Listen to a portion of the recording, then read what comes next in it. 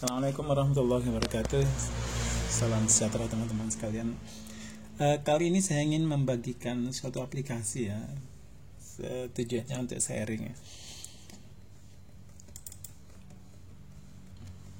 Saya banyak aplikasi BIOS yang saya buat, tapi yang menarik buat saya itu adalah satu. Itu adalah BIOS analisis ya. BIOS log analisis.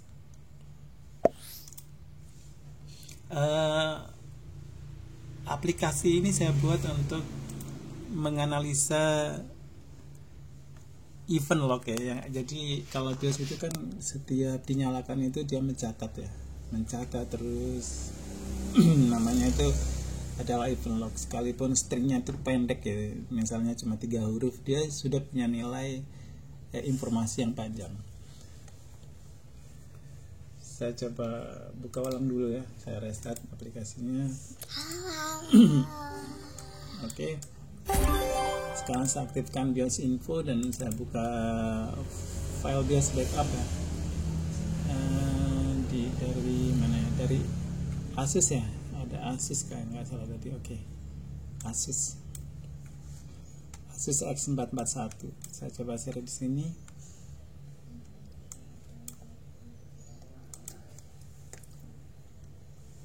Sudah selesai, vendornya AMI. Ini tanggal yang saya butuhkan kalau untuk nge-flash BIOS, dan kalau saya ingin dapat datanya tinggal, kalau Asus ya tinggal klik Asus saja. Jadi di sini Asus X441 UV versi BIOSnya 306. Jadi kalau mau download itu, kalau mau aman di websitenya itu ya pakai versi yang sama 306. Serial numbernya ini dan sekian-sekian.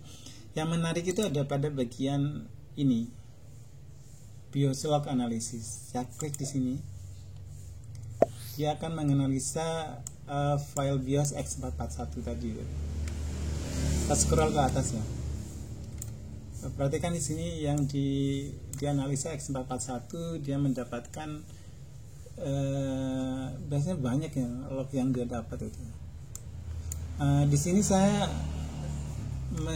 membuat script ini menangkap 2 event terakhir gitu loh. Tujuannya supaya tahu ini kerusakan secara hardware ada nggak di BIOS itu, mencatat kerusakan yang terakhir itu. Jadi di sini ada namanya event recent, 2 event. Yang pertama itu ini karakternya itu kategorinya order, dia sebagai info. Kalau info itu dia nggak ada masalah ya.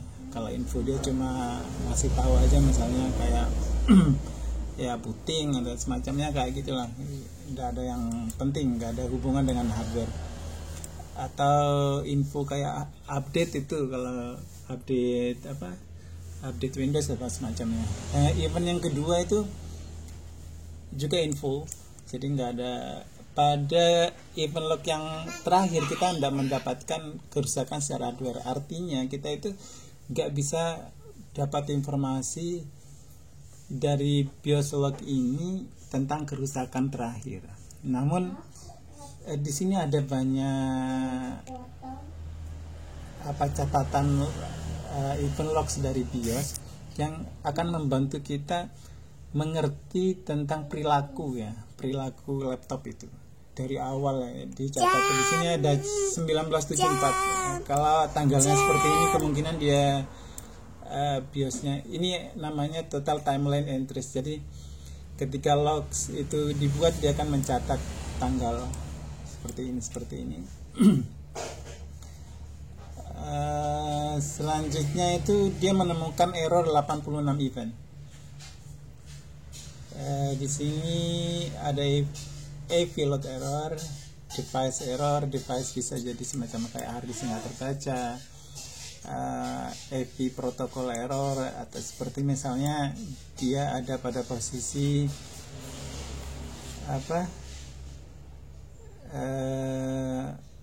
yang nggak sesuai antara bootingnya gitu loh. Kemudian ada warning 25. Kemudian info event ini nggak penting sebenarnya, kalau kita nggak terlalu penting. Ada debug 5. Di sini debug buffer overflow. Nah, Dari BIOS ini kita lihat tidak ada hal penting ya yang berhubungan dengan hardware. Di sini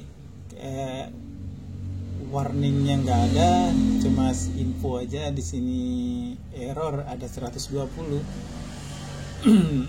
Kemudian error 120 ini tadi nggak ada ya, kita kelewat. Oh, ini ada ya warning ini ya. Terus dia akan juga membuat namanya itu probability terhadap BIOS, terhadap firmware itu sendiri. Jadi di sini dia menilai ada kemungkinan kerusakan pada BIOS. Jadi EV volume corrupt ini, jadi bagian BIOS EV-nya itu ada perubahan. Kemudian CPU ISU itu, oh ini apa yang namanya, Dimit assessment. Oh, ini ranking by probability. Jadi kerusakannya itu bisa jadi BIOS, bisa jadi chipset gitu. Di sini itu CPU processor critical kayak gitu ya. Kemudian ada analysis conclusion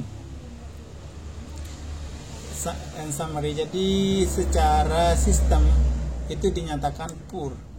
Jadi kemungkinan memang BIOS itu mendapatkan kerusakan. Dominan isu kategori itu ada pada other infonya.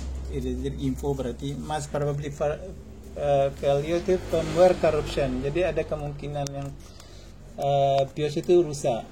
Terus multiple error indicate the system is experiencing problem. Immediate mana tadi? Kenapa tadi ada CPU ya? Tapi di sini lebih menekankan kepada BIOS ya. Kemudian di sini detail action plan. Ini kalau firmware corruption, kalau ini ya tinggal nge-flash maksudnya. Kemudian CPU isu itu ya suruh ganti chipset berarti. Ke best practice complete analysis ya sudah. Kita coba nih pakai file line. Sekarang kembali ke BIOS info, kita clear dulu. Coba nih dengan file line nih. Coba dengan nanti saya harap teman-teman itu ngasih saran ya. Pentingnya BIOS itu apa gitu. Karena saya masih belum dibilang belum mencoba manfaat dari aplikasi ini, karena ini baru selesai dan saya coba terus kembangkan sehingga dapat informasi yang detail kayak gitu. Saya coba, kemarin itu ada teman ngirim file, cuma lupa ya, sudah tak download di mana. Coba kalau nggak salah Dell aja lah, karena sekarang sering Dell ya. Dell mana Dell ini? Dell Latitude. Oh, ini enggak ada. Tadi itu ada Dell. Ini sudah Dell. Oh, ini ada Dell, ini Dell F401. Oh, oke. Ada dua laptop sebenarnya. Tipe yang sama itu, ada yang hidup no display, ada yang backup mati-mati. Laptopnya mati-mati. Coba yang mati-mati ya. Yang mati-mati kita coba. Saya sekalian praktekkan untuk mencari BIOS di Dell driver. Sebentar ya. Tidak apa-apa itu biar.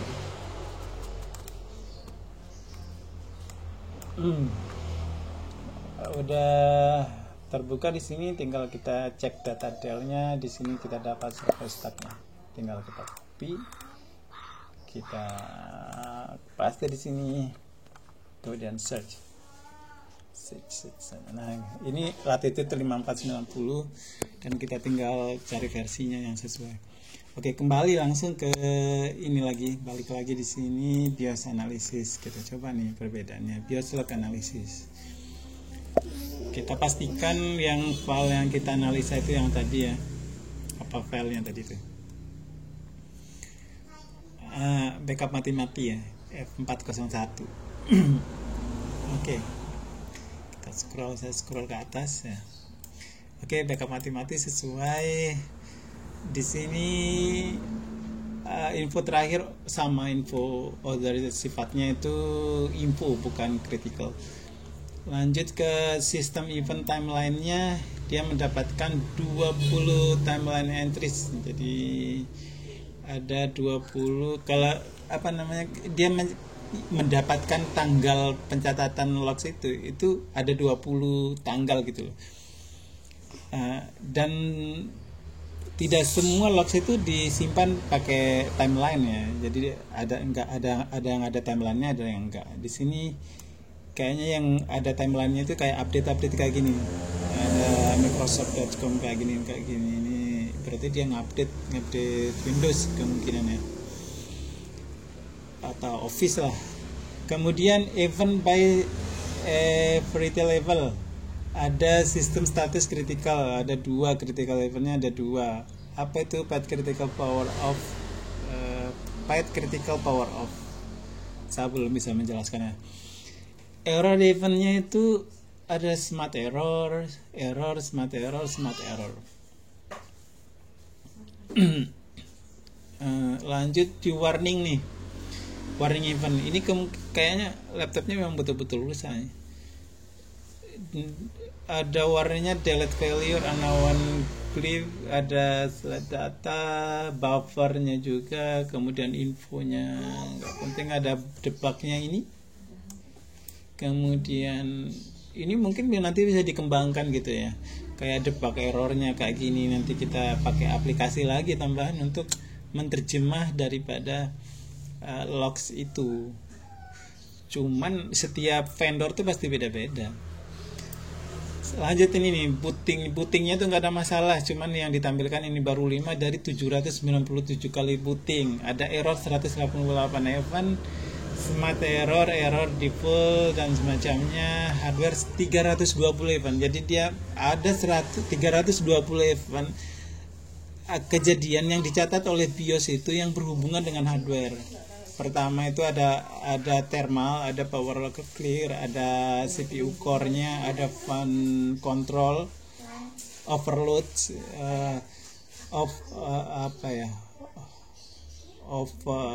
overrating mungkin ya maksudnya. Dan 315 yang lain. Kalau saya tampilkan semua, window-nya jadi kepanjangan ya. Kemudian yang berhubungan dengan network ada 312 event, kemudian order 2000, banyak sekali ya, karena itu adalah info-info. Kemudian storage-nya sekian, sistem. Kalau di sini kernel ya, bacanya kernel atau FTP kernel. Oh mungkin dia semacam kayak ketika ngupdate itu loh. Dia Oke, saya belum bisa jelaskan detail. Statistical analysis ya. Saya buat ini untuk dibuatkan event statistik. Jadi critical-nya 2, errornya 124. Critical ini loh yang kita butuhkan sebenarnya, info detailnya. Kemudian errornya 124. Begitu pula semuanya sebenarnya, dengan kita mengerti semua itu, kita ngerti tentang perilaku dari laptop yang biasanya yang kita update ini. Di sini damage assessment-nya top 5 probability failure. Ada 5 kemungkinan kerusakan yang dianalisa oleh aplikasinya. Pertama itu damage by probability, itu adalah firmware BIOS berarti ya. Kemudian storage failure, jadi mungkin laptop ini sering tidak masuk Windows atau semacamnya, jadi dia mencatat ada kerusakan pada storage. Kemudian power supply failure, jadi ada tegangan yang tidak normal. Kemudian power supply issue critical, ada CPU issue juga. Jadi kalau CPU issue bisa jadi karena power supply itu ya.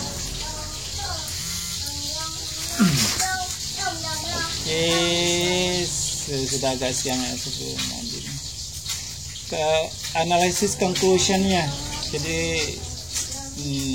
thunder corruption di sini Kalau detail actionnya ya dari suruh flash BIOS dulu firmware corruptionnya, kemudian step berikutnya ya follow the step in order storage, kemudian suruh ganti hard disk, itu kan laptopnya sudah mati ya. Power supply issue, nah di sini power supply issue ya ini kerjaannya teknisi. Jadi